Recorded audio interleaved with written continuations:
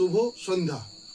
বন্ধুগণ, আমার কিছু পরিচিত মানুষ আমার কাছে একটি বিষয় বলেছেন যে পণ্ডিত দীনদয়াল উপাধ্যায়ের একাত্ম মানববাদ সম্পর্কে কিছু বলার একটা ভিডিও বানাবার জন্য।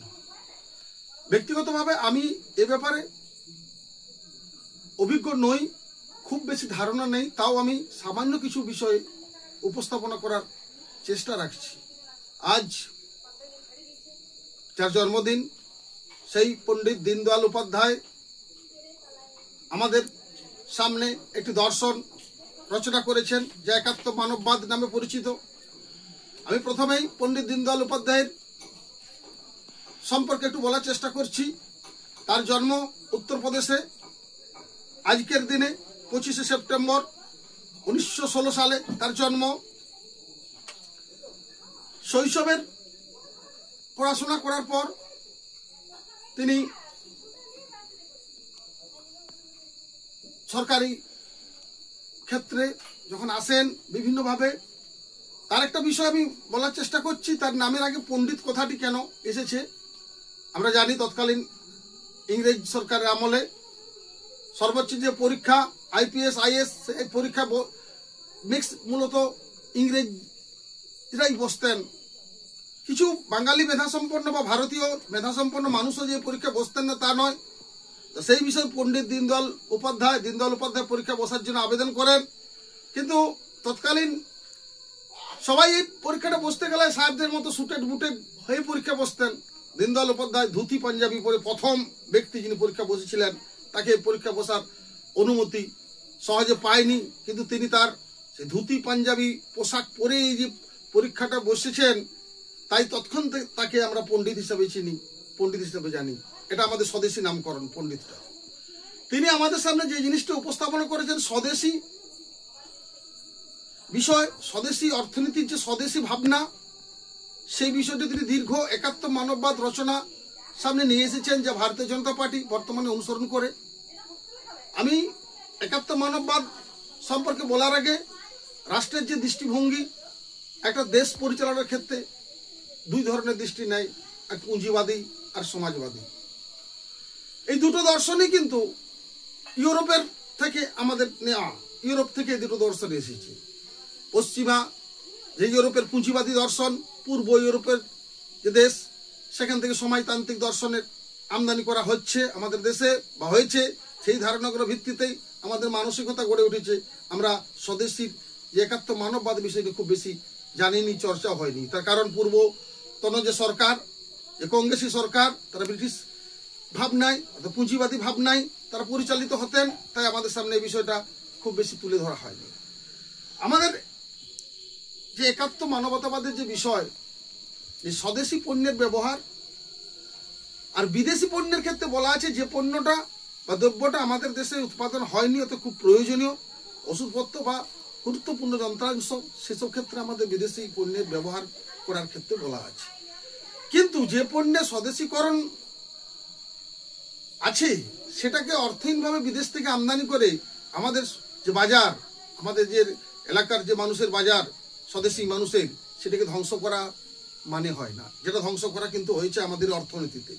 অর্থাৎ আমাদের যে দেশের কামার কুমোর তাঁতি যারা আছেন, যারা খুব তাদের দক্ষতার সাথে যেসব বিষয়গুলো তৈরি করতেন, যেগুলো আমাদের দেশে ছিল, কিন্তু বিদেশিদের সাহায্যে সেই পণ্যগুলো নিয়ে আসে তাদের ব্যবসার অর্থনৈতিক ক্ষতি আমাদের কংগ্রেস সরকার, পূর্বতন সরকার বারে বারে করেছে।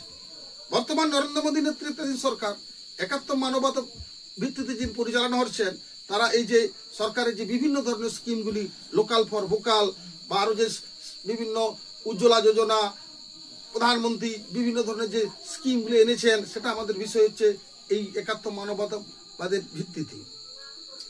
দীনদয়াল উপাধ্যায়ের বলেছিলেন, মানুষের বিকাশ তখনই হবে যখন শরীর, মন, বুদ্ধি এবং আত্মা এই চারটি সুষম বিকাশ ঘটবে।